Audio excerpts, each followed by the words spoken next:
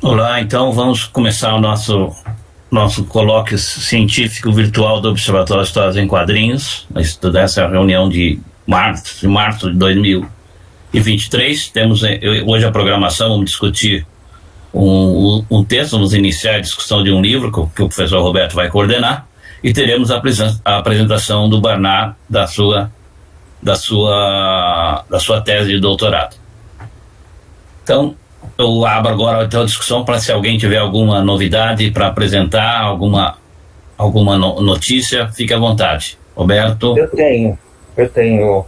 Eu comprei na Amazon esse livro aqui, sobre os quadrinhos alternativos canadenses. E eu fiz aquela coisa, comprei usado, porque é mais barato. E, na verdade, eu acho que todo mundo no Canadá faz quadrinho alternativo. Deve ter pouca coisa mainstream no Canadá. Então aborda vários artistas, vários quadrinhos, e coisas que eu nem sabia que era feito. Faz uma trajetória histórica do quadrinho no Canadá. E um que eu recomendo para todo mundo é esse brasileiro, Em Busca do Tintim Perdido. Olha o Tintim aqui. É um álbum metalinguístico em que o autor vai nessa busca pelo Tintim e, ao mesmo tempo, ele vai quadrinizando as entrevistas que ele fez com artistas europeus. Então, uma forma narrativa que mistura ficção com depoimentos de artistas com os quais ele conversou. Os desenhos são muito bons. O autor é uma fantasia autobiográfica. O autor é brasileiro, ele não publica muita coisa, é o Ricardo Leite. Eu comprei na Amazon. Ele não fez muitos quadrinhos, ele trabalhou mais em publicidade, mas essa aqui ele levou décadas para fazer e publicar esse álbum. Vale a pena, quadrinho brasileiro de alta qualidade. Não. É muito bem feito. Eu acho que até o Valdomiro aparece nesse quadrinho aí. Tem uma personagem aí, uma figura que parece o Valdomiro aí, quando ele vai soltar várias figuras aí do mundo dos quadrinhos. Não, é o Capitão Haddock. Não sei. Tem duas HQs do Ricardo das antigas, década de 70 para 80. E o Gazi travou. O Gazi travou. Fala de novo, Gazi. Fala aí, Nagas.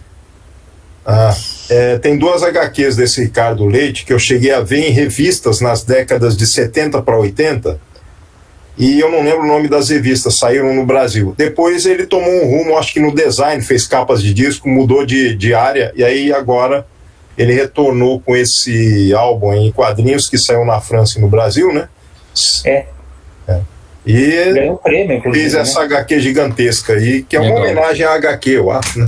De certa maneira. Olha a contracapa. É uma coisa que a gente já fez, já viu. Foi interessante, porque quando eu vi essa revista na década de 80, eu pensei, um quadrinista tamanha qualidade, cadê os trabalhos dele que eu não vejo mais, né? Foi isso, que ele tinha ido para outra área. E pelo jeito impressionou bastante, pra você lembrar alguma coisa da década de 80. Eu não lembro o que eu fiz na semana passada. Eu não tenho essa revista, eu a vi numa biblioteca pública em Goiânia. Então, isso que é impressionante. Então, legal. Boa indicação, Roberto. Mais alguém tem alguma? Não vamos ter o Nobu hoje, que o Nobu, a boa notícia, o Nobu está dando aula agora numa universidade, no ABC, né? Não me lembro mais. Fundação Santo André. Então não vamos ter mais o Nobu aqui com a gente nas sextas-feiras, infelizmente, mas por uma boa causa, porque ele está dando aula. Então o Cadu pediu para levantar a mão. Temos inscrições das 7ª Jornadas Internacionais de Histórias em Quadrinhos, começando ainda no mês de março, né? O site aí está sendo finalizado para isso. E para quem é de São Paulo, a gente vai ter a 5ª Festa do Livro da Unesp. No dia 12 a 16 de abril, lá, acho que vai ser na Barra Funda mesmo, né? Onde foi dos outros anos, foi muito, muito legal. E a feira do livro da Unesp vai ter tanto presencial como virtual. Então, para animar aqueles que querem, aqueles para saírem de casa, o presencial, o desconto é maior do que o virtual. Então, Roberto, se você quiser ganhar um pouquinho de mais de desconto, sai da sua casa e vai para lá. Velho. As jornadas serão presenciais, né? Presenciais e virtuais. Nós vamos ter um modelo híbrido. Mas vocês vão saber tudo isso aí mais em detalhes, eu mesmo não sei ainda. Mas estão previstas para agosto ou setembro? Agosto, né? Agosto. Os dias exatos eu não me lembro mais. Selva, que é bom. Acho que é de memória. 22 a 25, né? 22 a 25. Então. Cadu pediu a palavra, por favor, Cadu, fique à vontade. Vocês me ouvem? Sim. Eu só queria falar, no dia 10 deste mês, a editora Guará, ela vai lançar um aplicativo novo de quadrinhos no formato pergaminho, né, que eles chamam de Webtoon, né? Até onde eu sei, é o primeiro aplicativo de quadrinhos brasileiros nesse formato, né? Lá fora você já tem outros como o Tapas e o próprio Webtoon, da onde vem o nome, que é coreano, né? E é uma iniciativa muito boa, né? Eu mesmo vou estar publicando o meu personagem lá, o Homem Grilo, né? Eu já estou publicando nesse formato faz 2 anos, que é um formato propício para a leitura do celular, né? Então ele parece uma tira, só que na vertical, que você vai rolando infinitamente, né? Então, assim, muitos quadrinhos hoje em dia estão sendo publicados nesse formato, está servindo de base até para, principalmente na Coreia, para filmes e seriados, assim, tem várias adaptações cinematográficas, né, desses quadrinhos, e é legal que isso está sendo explorado agora no Brasil. Acho que é um mercado bastante legal para ser explorado. E uma curiosidade, Cadu, quando você elabora o quadrinho, você já elabora nesse sentido pergaminho, ou você elabora em folhas normais? Não, eu já penso ele no formato pergaminho, né? No formato digital, assim. É um formato que, para ser adaptado para impresso, eu não sei como é que se faz, porque eu penso em páginas bem verticais mesmo, né? Então seria um processo bem difícil para você adaptar depois para o impresso. É só pensando para o digital mesmo, é para ler no celular e apenas no celular. Legal. Curioso. Caso alguma novidade, algum evento? Acho que já esgotamos, então. Podemos... algum evento? Eu? Não. Que eu me lembre, não. Eu vou agradecer o Valdomiro por ter enviado uma mensagem, que é França e Espanha fazendo um colóquio sobre HQs poéticas. Sim, te mandei. Eu estou trabalhando com o Edgar Franco e o Henrique Magalhães, a gente está fazendo a 6 mãos um resumo para enviar para eles, porque o Henrique escreve em francês, né? Então vamos ver se vai dar certo, Valdomiro. Muito bacana, Garo. Espero que seja aceito. Esperamos todos. Bacana. Então, vamos começar então com as apresentações. Começamos então com o Roberto faz a coordenação do capítulo e depois passamos para a apresentação do...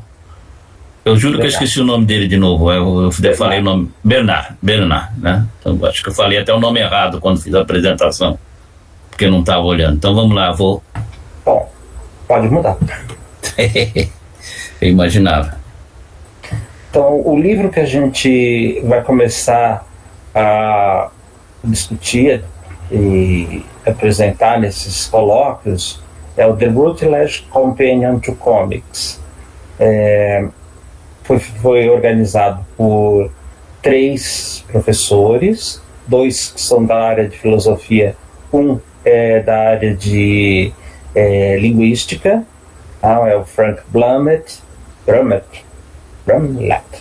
professor da Universidade de Nebraska, Omaha, Faculdade de Artes e Ciências, Departamento de Inglês. Esse é o linguista. Inclusive, ele tem um livro, mais tarde eu vou falar, o texto vai falar sobre isso.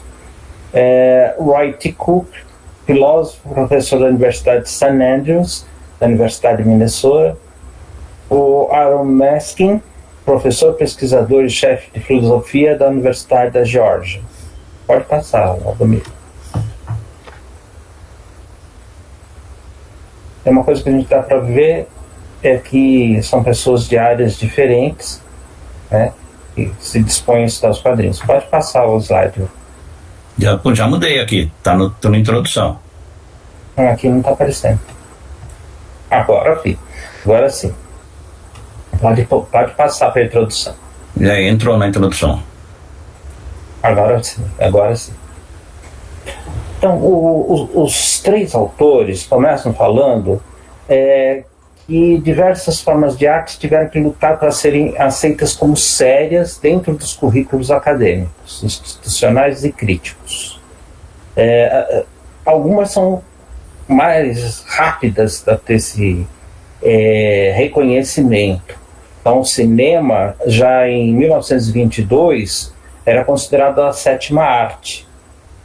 Teve um jornalista italiano que morava na França, Ricciotto Canuto, que fez um manifesto das 7 artes e criou o primeiro cineclube chamado Cineclube dos Amigos da Sétima Arte.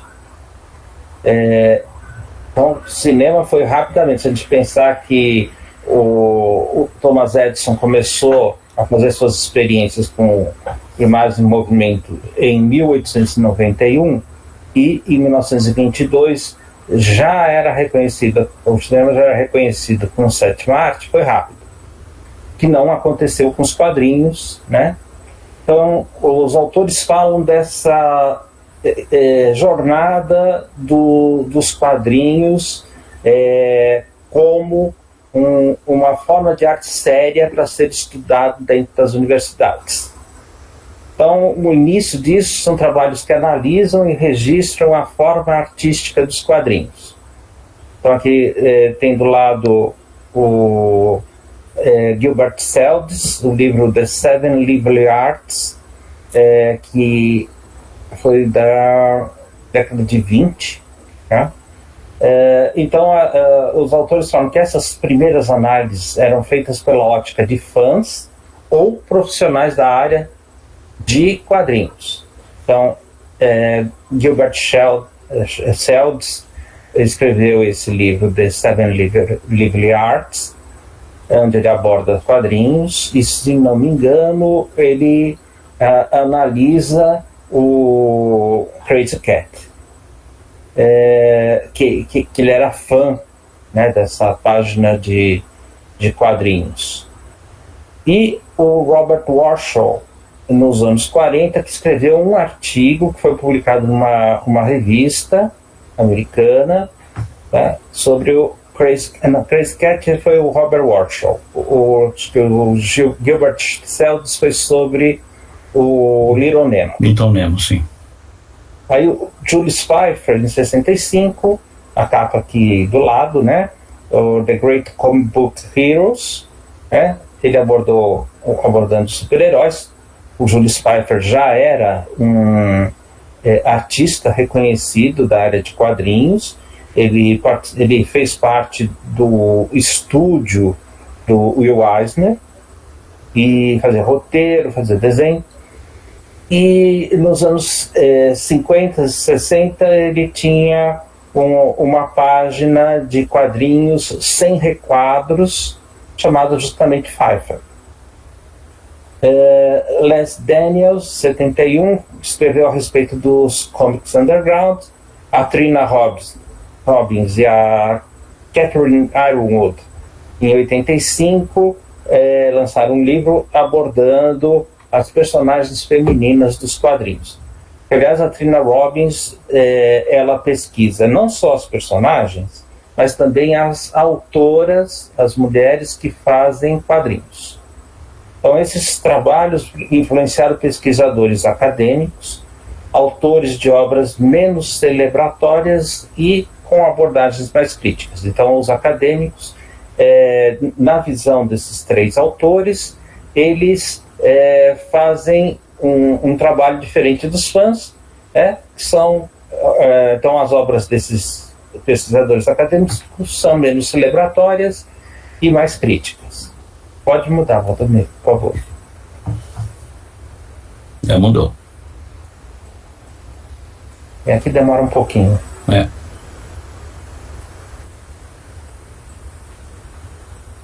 Bom, aí eles falam que o crescimento dos estudos sobre quadrinhos, comic studies, feito por acadêmicos profissionais nas últimas 3 décadas do século XX, cresceram, os estudos de quadrinhos, com destaque para 2 livros. The Early Comic Strip, Narrative Strips and Picture Stories in the European Broadsheet, from circa 1450 para 1825, do David Kanzo. Publicado em 73, ele vai desde a pré-história até o Rudolf Topfer, e esse livro teve um segundo volume que foi publicado em 1990. E o Para Ler o Pato Donald, do Ariel Dorfman e Herman Matelar, originariamente publicado no Chile em 71, que os 2 autores renegam. Eles falam que não é um livro objetivo, acadêmico, eles nem colocam nas suas biografias e bibliografias, eles dizem que era uma cartilha política.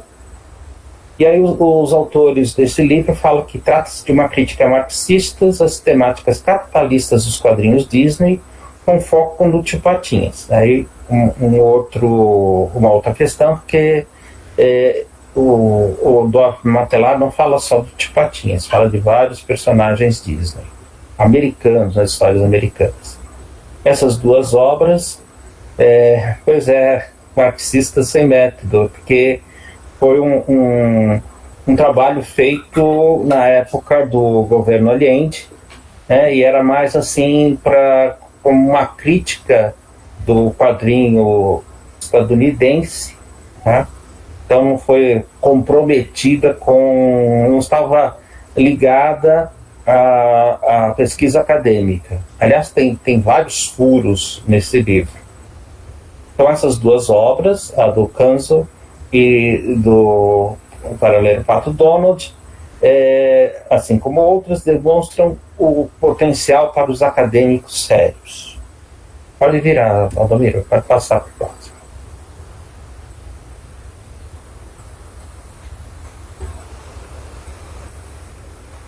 Já mudei aqui. Aqui já vi. Os estudos sobre quadrinhos como movimento para a disciplina acadêmica interdisciplinar, aí eu chamo atenção para esta questão. Os estudos de quadrinhos são interdisciplinares, então envolvem pesquisas que podem ser feitas em diversas áreas da academia. Então, esses estudos sobre quadrinhos como movimento para a disciplina acadêmica interdisciplinar finalmente conseguiu encontrar seu rumo no início dos anos 90. Aí ele vai destacar os livros do Scott McCloud, que não é acadêmico. Ele fala que o Scott McCloud fez a maior contribuição com uma abordagem formalista para que os estudos acadêmicos fossem reconhecidos. É estranho porque o Scott McCloud não é um acadêmico. E aí eles falam dos livros Understanding Comics, que saiu no Brasil como Desvendando os Quadrinhos, Understanding Comics and Invisible Art, depois Reinventing Comics em 2000 e Making Comics em 2006. Nesse Making Comics ele fala dos quadrinhos na internet. E aí eles falam também do Charles Hatfield, esse sim um pesquisador acadêmico, que inspirou os estudiosos acadêmicos ao lançar em 2005 Alternative Comics, an Emerging Literature. Aí eu também tenho uma ressalva a fazer, porque os quadrinhos Guardo falando no Reinventing Comics, que ele aborda. Isso aí mesmo. Ele aborda os quadrinhos na internet. Então, o Charles Hatfield fala dos quadrinhos alternativos como uma literatura em ascensão. Quadrinho não é literatura, é uma forma de leitura, mas é diferente da literatura. Então, se a gente for pegar os elementos característicos dos quadrinhos, a gente vai ver que é diferente de um livro que usa apenas os elementos verbais. Os quadrinhos não, tem uma série uma série de elementos, signos, símbolos, né, que estão amalgamados numa narrativa sequencial. Ao contrário da narrativa linear da maioria dos textos literários. Né? Não linear, a gente vai ter alguns exemplos, como o James Joyce. Tal. Esse autor apresentou um tipo de defesa da ideia de que se pode evidenciar os estudos de quadrinhos como uma área de interesse primordial e ainda prosperar no mundo acadêmico. Isso eu acho interessante, porque antes desse movimento de analisar quadrinhos dentro da universidade, havia um preconceito enorme, então quando ele fala de prosperar no mundo acadêmico, é aquela coisa, antes a área acadêmica via como os estudos quadrinhos como algo bizarro, não sério e tal. Então eles falam que os estudos dos quadrinhos, quem faz esses estudos de quadrinhos, os pesquisadores de quadrinhos, podem ainda ter um reconhecimento na área acadêmica. Então, eu sempre brincava, Roberto, que era uma forma de ficar lendo o gibi o tempo inteiro e dizer que estava trabalhando. E acreditaram nisso, pelo menos nos meus 31 anos na USP, acreditaram. Felizmente. E o útil ao agradável. Então. Só que aqui começou antes de lá, né? A gente conseguiu fazer com que os quadrinhos fossem entendidos como um objeto de estudo acadêmico bem antes dos americanos. O Observatório foi criado em 1990, né? Uhum. O livro do Hatfield é de 2005, né? Então, você passa para o próximo, por favor? Passo.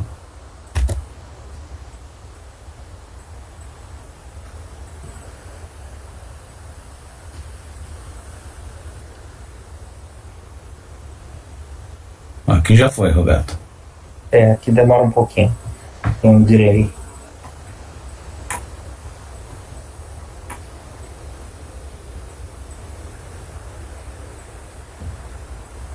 Nossa, demora bem. Não, o livro não aborda os quadrinhos brasileiros. Muito pouco dos quadrinhos europeus. Bom, ele vai falar dos europeus agora, mas só aqueles textos que foram traduzidos para o inglês. Tá? Então, as obras de Thierry Gronstein, The System of Comics, o Sistema dos Quadrinhos, que foi já lançado aqui no Brasil. Comics and Narration, acho que não foi lançado no Brasil, né, Valdomiro? Não foi. Não foi. Primeiro 2007, segundo 2013, são representativas do crescimento recente do aumento da sofisticação dos estudos de quadrinhos em todo o mundo. Isso eu concordo com ele, porque o Thierry Gronstein, aí sim, com método, uma análise consistente dos quadrinhos. Os estudos de tradição francófona são bem anteriores aos dos países de fala inglesa, mas poucos foram traduzidos para o inglês até recentemente. Aí eu lembro que não só os franceses, mas Umberto Eco já escreveu sobre quadrinhos no início dos anos 60, escreveu sobre Peanuts. Foi o Super-Homem. Encontro de Bordigueira em 62, se eu não me engano. Exatamente. E aqui no Brasil saiu em 79 pela Perspectiva. Exato. Como não foi traduzido para o inglês, né, então eles desconhecem. Tem também o Pierre Fresneau de Ruel, né, que criou a ideia, né, do linear e do tabular, para pensar a maneira como os quadrinhos são expostos na página.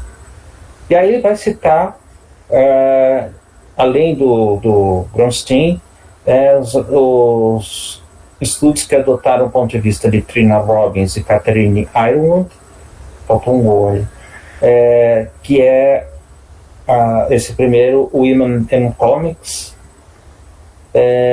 Jeffrey E. Brown, Black Superheroes, Milestone Comics and Their Fans. A Milestone Comics foi um selo que a DC Comics criou para atingir o público afrodescendente americano. Eram super-heróis negros nos anos 90. Durou pouco tempo, agora eles recuperaram pelo menos um deles, que é o Super Choque. Que está sendo publicado no Brasil agora. Está sendo publicado, acho que já saiu o número 2. Já.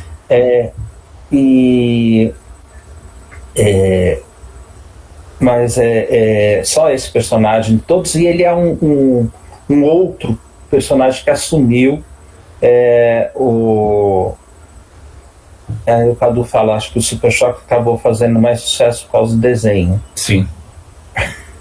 O Gazi fala da nossa velha guarda, incluindo o Valdomiro, o Álvaro de Moya, o Massi Cirne. Bom, também o Frederic Luiz Aldama escreveu sobre os quadrinhos mexicanos e os artistas mexicanos, alguns deles que são hispano-americanos. O Robson falou que leu um texto nosso, como o Gus Ariola, tinha um personagem que eu não me lembro agora, e os irmãos Hernandes. O Gordo. O Gordo, isso. E os irmãos Hernandes. E aí ele cita também a Hilary Schutt, que ela pesquisa quadrinhos feministas, né? Esse livro dela, Graft Women, ela trata dos quadrinhos que tem como personagens mulheres e artistas mulheres. Na mesma trilha da Trina Robbins. A Hilary Schutt também faz livros, escreve textos sobre a questão dos desastres, guerras. Então ela tem um livro sobre o Joe Sacco e tem um livro em que ela vai tratar desses quadrinhos alternativos americanos que tratam, analisam quadrinhos que tratam dessas de guerras, de problemas mentais, etc. A questão dos personagens de outras etnias que são publicados nos Estados Unidos, né, a partir dos irmãos Hernandes.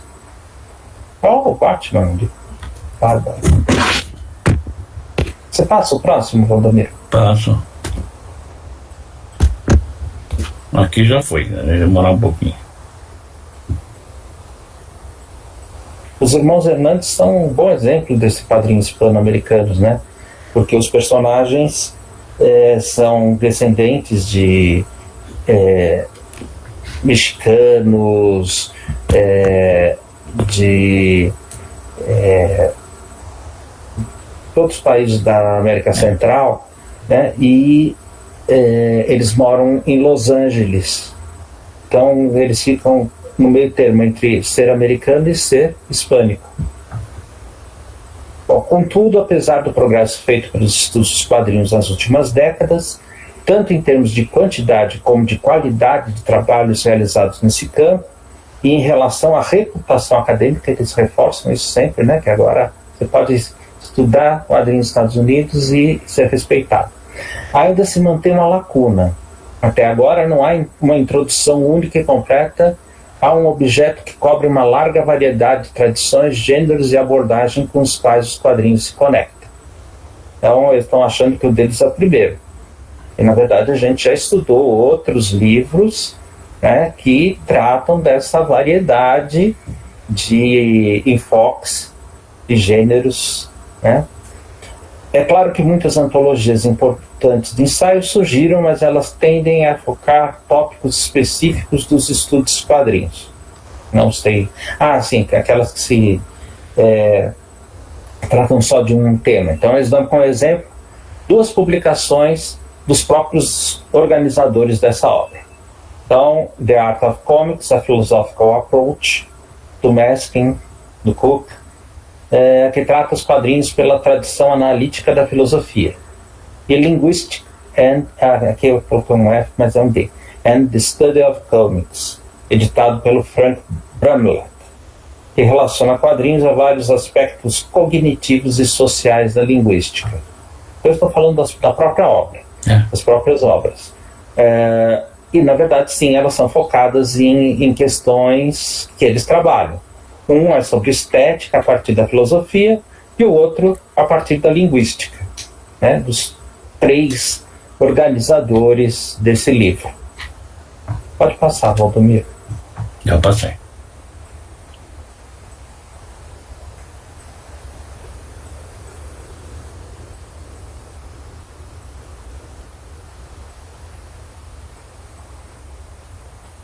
Antes não demorava tanto assim para... não sei porquê. Tá. Já, mesmo do Google Meet.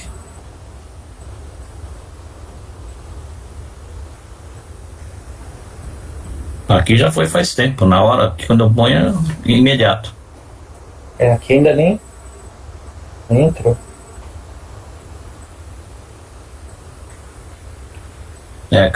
Já entrou aí? O Gás falou assim, delay pode ser a internet. Pode ser. Aí entrou. Bom, aí eles falam assim, o que falta é uma coletânea única que pode servir como uma introdução ao estado da arte, uma visão geral da totalidade dos estudos de quadrinhos. Como eu falei antes, a gente já viu vários. O último que a gente discutiu foi o Comic Studies, que tinha várias perspectivas, né? Bom, esse livro pretende preencher esta falha. Então, assim, eles são muito humildes. Ele foi planejado para abarcar múltiplos propósitos. Como introdução aos estudos de quadrinhos, é direcionado a estudantes, a acadêmicos de outras áreas, fãs e aos que se interessam pela cultura midiática. Popular culture. Vale a pena ressaltar que esse termo, eu coloquei cultura midiática, que eu acho que é o que a gente mais usa aqui no Brasil, e popular culture é um estudo da cultura midiática dos meios de comunicação. Antigamente chamava cultura de massa, né, Roberto? Mass culture. Mass culture. Para nós, cultura popular é a cultura de raiz, Sim. Aquela que vem da tradição, né?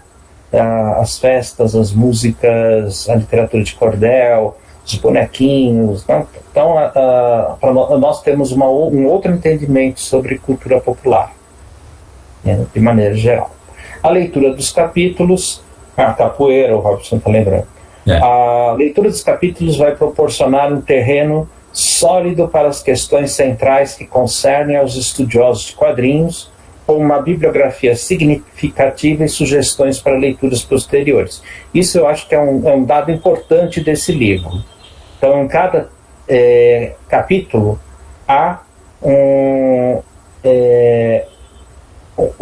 uma indicação, além da bibliografia, uma indicação de leituras relacionadas ao tema do capítulo.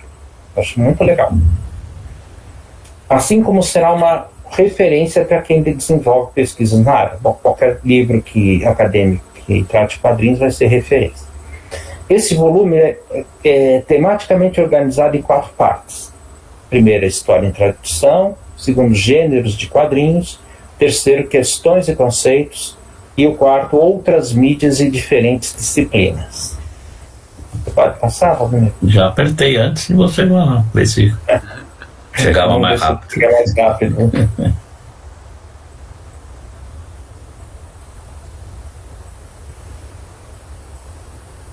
Não. A gente viu outras coletâneas que também tratam. A primeira parte, história e tradição, inclui ensaios sobre o desenvolvimento histórico dos quadrinhos modernos, suas características e uma variedade de culturas ao redor do mundo. Começa com um capítulo que considera vários artefatos e fomentar o desenvolvimento do que nós chamamos de quadrinhos agora. É o texto do Thomas Ing. Em seguida é feito o exame da primeira forma mais elaborada, as tiras de jornal. Há também ensaios sobre tradições importantes nas histórias e quadrinhos, como formatos particulares, movimentos e influência. Há o exemplo do underground alternativo e o impacto do Comics Code, né? O selo de qualidade, lá, o selo. Além das tradições nacionais e regionais, leste asiático, Índia e América Latina, ao invés das tradições europeias e estadunidenses. Gêneros de quadrinhos, a segunda parte, contém trabalhos de história e análise dos gêneros familiares dos quadrinhos. Por mais de um século, os quadrinhos foram criados com lápis, caneta ou pincel e sendo caracterizados como uma mídia. Aí eu faço, de novo, a crítica de que quadrinhos não é mídia. Quadrinhos é um produto cultural que se insere em várias mídias. No jornal, na revista, no livro, na internet. A mídia é onde o quadrinho... É como falar que um filme é mídia. Não, filme ele é um produto cultural que passa na mídia cinema, televisão, para streaming. Tá? Então, um filme não é uma mídia, assim como as histórias em quadrinhos não são uma mídia. O Anderson, creio que hoje o conceito de cultura pop situa os quadrinhos em lugar mais específico. Verdade. Junto com outros produtos da cultura de massa, da cultura pop. Então, apesar da contínua identificação e forte associação a um ou alguns poucos gêneros, super-heróis ou funny animals. Mesmo nos Estados Unidos, existem outros gêneros, terror, né, policial, humor, né, não são só super-heróis ou funny animals.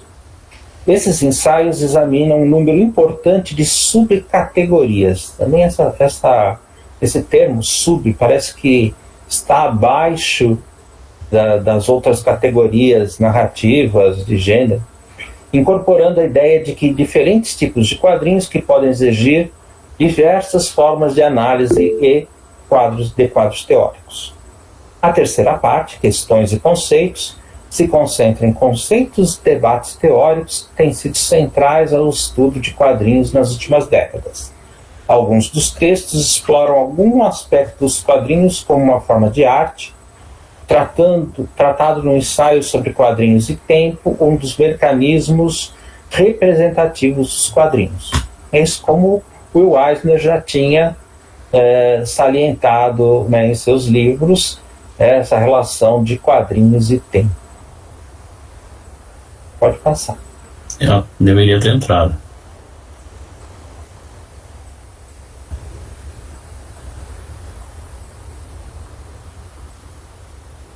Já está acabando. Eu apertei bem antes. Aqui, ó. Outros destrincham a relação entre quadrinhos e outros aspectos das culturas e vidas, incluindo capítulos sobre fãs, ética, adaptação e tradução. Soma-se a esses temas o papel da identidade nos quadrinhos, como a identidade afeta a experiência de ler quadrinhos. É um elemento importante e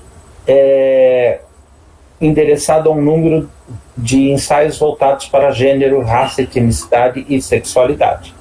Realmente esses temas eles são mais contemporâneos, acho que de 2000 para cá que eles passaram a ser abordados. E hoje tem bastante trabalho sobre esses temas. A última parte aborda as conexões dos quadrinhos com outras mídias e disciplinas.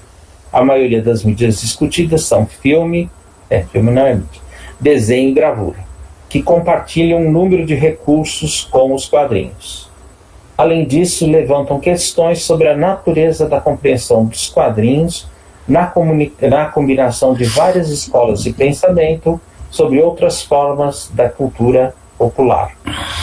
Particularmente relevante nesse sentido são as artes literárias e visuais.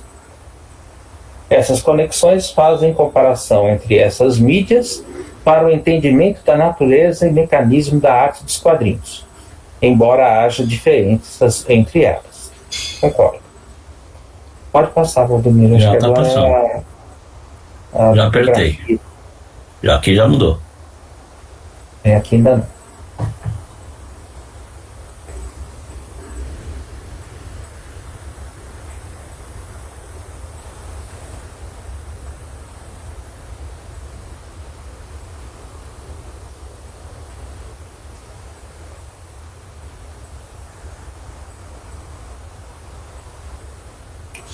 É isso que eles falam do estudo dos quadrinhos ser feito por uma variedade de disciplinas. Isso aí realmente é uma questão importante, né?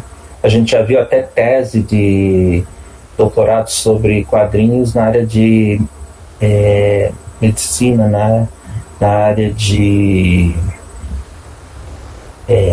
como é que era, Valdomiro? Falava das posturas. De fisioterapia, não era? Fisioterapia. Aqui ainda não mudou.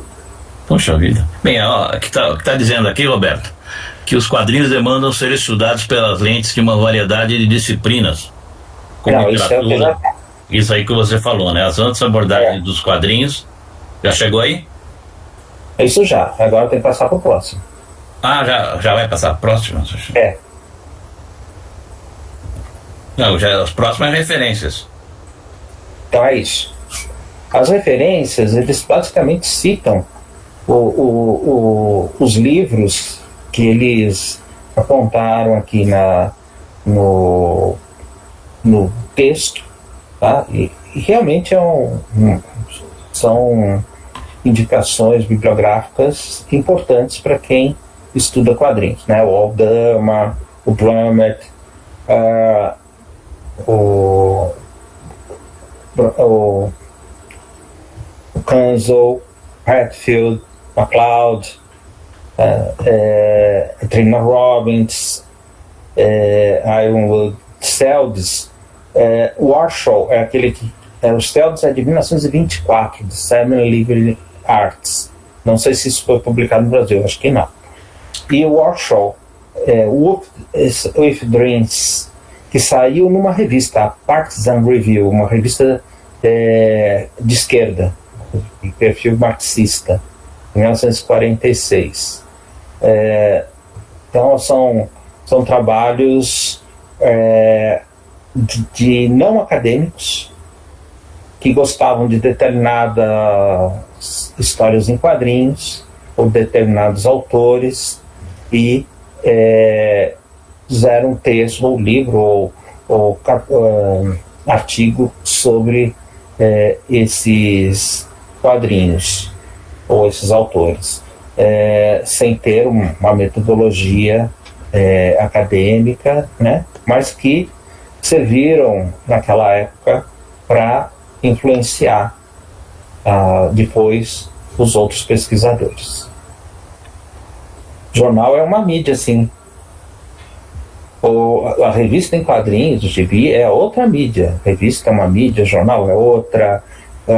O quadrinho hoje se encontra em livros, álbuns, são mídias diferentes. O fanzine é uma mídia. Sim, fanzine é uma mídia. Sim. E você tem fanzines que não publicam quadrinhos e fanzines que publicam quadrinhos. Da mesma forma que você tem revistas que são jornalísticas tal, e revistas de quadrinhos. Perguntas? Não. Temos aí alguns minutos. Seu microfone está desligado. Agora ligou.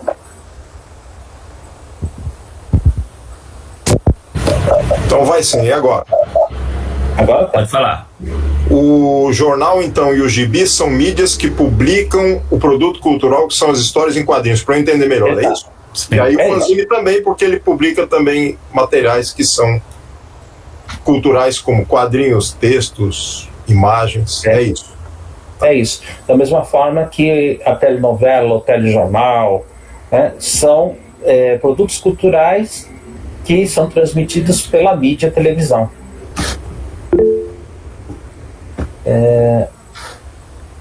O Arcano, o André, então essa obra não faz divisão, não, chama tudo de mídia. Até que não é mídia. Então acho que é isso, Valdemir. Roberto, só tem uma pergunta, né, que você citou no começo da apresentação, o fato do livro do Scott McCloud não ser acadêmico, né? E eu queria saber se na introdução, não sei se você já leu mais alguma parte, ele faz alguma diferenciação entre esses livros, porque é comum livros como o do McCloud ser citado no meio de outros acadêmicos. Ele faz essa distinção? Não. Ele trata os livros do McCloud como acadêmicos, mas o McCloud não é acadêmico. Não é acadêmico. É um artista. O que eles acho que eles dão destaque para alguns dos livros, né? Então, por exemplo, eu concordo com o Roberto que o livro do Dorfman e Matelar, ele tem várias imprecisões, né? E não é uma que até os próprios autores renegam. Mas a gente não pode negar a influência desse livro no estudo dos quadrinhos. Quer dizer, foi um livro que dominou a análise dos quadrinhos durante mais de 20 anos no Brasil. Né? Quando eu comecei a estudar quadrinhos, só se falava em Dorfman e Matelar. Era para ler o Pato Donald, era quase uma bíblia. Né? Nós tivemos grandes autores que endossaram essa visão sem discussão, como o próprio Moacir Cirne, que era esquerdista até a raiz dos cabelos. Né? Quem segue uma metodologia marxista vai ter nesse livro aí o material, não é tudo no livro do Dorfman Matelar é impreciso. Não, o que eu acho interessante nisso que o Valdomiro citou é que no caso do Paralelo Pato Donald, embora esse livro não seja em si, não seja considerado, né, toda essa influência, a gente vê realmente os trabalhos acadêmicos que beberam desse livro, né, que é o caso do trabalho do professor Orlando Miranda. Sim, o José de Souza Martins tem um artigo sobre o Tio Patinho também baseado também. O capitalismo, né? Tio Patinho de capitalismo. É interessante isso. Eu acho interessante que eles citam o McCloud, né, no meio dos acadêmicos. Como em termos de um livro que influenciou, de uma produção que influenciou os estudos de quadrinhos, não tenho dúvida de que o McCloud é importantíssimo. Sim. Porque ele também, se você passar de quando foi no 80 e pouco que ele foi lançado, não é? Não, 90. Então vamos dizer, de 90 a 2010, por exemplo, o McCloud foi muito utilizado. Foi basicamente. Os livros do Will Eisner também. O Will Eisner também, mas o McCloud muito mais, né? Porque inclusive ele faz o livro em quadrinhos, né? Então. A Isadora levantou a mão. Isso. Por favor, Isadora, pode falar. Boa noite, professores. Vocês me ouvem bem? Ouvimos sim. Eu queria tirar uma dúvida, porque teve um trechinho do texto da introdução que me lembrou uma outra obra, e eu sempre tive essa questão. Eu queria aproveitar para tirar essa dúvida. Porque quando se fala no processo de legitimação das histórias em quadrinhos, esses autores falam sobre como eles tiveram que, os quadrinhos enquanto arte, para serem entendidos como tal, tiveram que lutar por mais tempo e com mais afinco do que outras formas de arte. E aí teve um livro que eu li recentemente como é que era mesmo? Comics vs Art, do Bart Beach. E aí ele tem uma perspectiva um pouco diferente dele falar sobre os quadrinhos não terem, de início, por muito tempo, reivindicado esse selo de arte, vamos dizer assim. Então, na verdade, por muito tempo ele não teve interesse deles de se... Inclusive, talvez eles rejeitassem esse rótulo. E que não foi tanto uma rejeição só do mundo da arte com os quadrinhos, mas também dos quadrinhos com o mundo da arte. Aí eu queria que vocês comentassem, porque eu fiquei em dúvida quando eu li isso. Isadora, quando eu fiz a minha pesquisa de doutorado sobre os quadrinhos Disney, eu entrevistei vários artistas brasileiros que produziram quadrinhos Disney. Para eles era um trabalho, não tinha essa necessidade de ser compreendido ou ser intitulado arte. Era um trabalho, eles recebiam o roteiro, traduziam isso em imagens, tá? E era um processo como qualquer outro trabalho. Ninguém pensava, estou fazendo arte.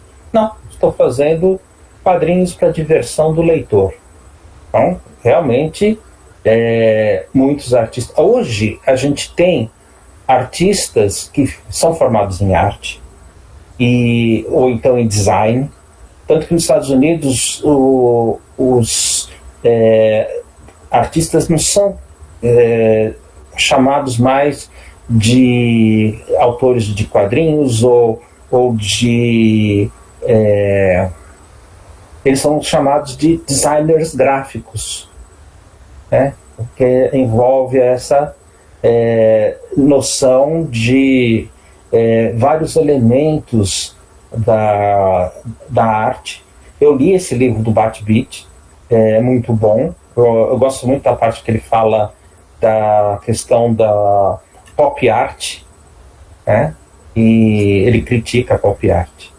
E eu queria só acrescentar que o livro Para Ler o Pato Donald foi feito por 2 acadêmicos, né? O Matelar, que é belga, um professor, eu acho que continua sendo professor, e o Ariel Dorfman, que é da área de literatura, né? Os dois são, apesar das críticas que a gente possa fazer do livro, e todos os livros são passíveis de crítica, eles são acadêmicos. Os que primeiro viram os quadrinhos como para buscar a legitimação cultural dos quadrinhos foram os franceses, muito mais do que os norte-americanos. Os artistas franceses se viam mais como artistas mesmo quando produziam quadrinhos, enquanto que os norte-americanos não se viam como artistas, eles eram trabalhadores, simplesmente. Tanto que quando o Moya faz a exposição aqui no Brasil, em 1951, ele pede os originais para os artistas norte-americanos, os caras ficam extremamente envaidecidos com o convite, não jamais imaginaram que alguém fosse pedir a arte deles, mandaram de graça, então mandaram sem discutir. Todos os grandes da época, né? O Milton Kenneth. Todos eles. Hoje eles são... Essa questão da legitimação cultural dos quadrinhos é bom ter acho que é interessante a leitura do trabalho da dissertação da Beatriz, né, que é exatamente sobre essa questão, né? Então, Beatriz, eu juro que eu estou ficando, o Alzheimer tá tomando conta, eu já não lembro o nome inteiro da minha aluna. Beatriz foi me orientando, como é que chamava, qual o nome dela inteiro? Beatriz Sequeira de Carvalho. Isso. Professor, eu comecei a ler esse texto foi esse mês que eu estava no roteiro de leitura, porque também acho que é um bom trabalho para ler, Isadora, vale a pena. Obrigada pela O Caçu levantou uma questão aqui, mas o texto ficou cortado. Seria legal ele falar, em vez de mandar o texto. Tá me ouvindo? Então. Sim. Nos Estados Unidos está tendo uma consciência maior dos quadrinistas que se veem como trabalhadores, né? Recentemente eles formaram um sindicato, né? O Union, como eles chamam lá, né? E eles fizeram o primeiro contrato com o sindicato com relação a Image, né? Então estipulando pagamento mínimo pelas páginas e outros direitos trabalhistas. Quer dizer, isso é um avanço super importante para a categoria, que sempre, nessa parte trabalhista sempre foi desprestigiada e precarizada, né? Inclusive é importante que a gente comece a ver isso aqui no Brasil também. Você fala dos desenhistas de revistas em quadrinhos, Cadu? Os cartunistas já têm há muito tempo. Os cartunistas já têm um sindicato nos Estados Unidos há muito tempo, que inclusive era o Jerry Robinson que fundou. Esse específico, ele reúne todos os trabalhadores dos quadrinhos, então não só desenhistas, mas roteiristas, desenhistas, arte finalistas, coloristas, inclusive diagramadores e revisores. Tá. Legal. Porque muitos deles não recebem crédito. Não. Neil Adams batalhou muito por isso. Sim. Legal. Acho que com isso depois tá avançado na hora.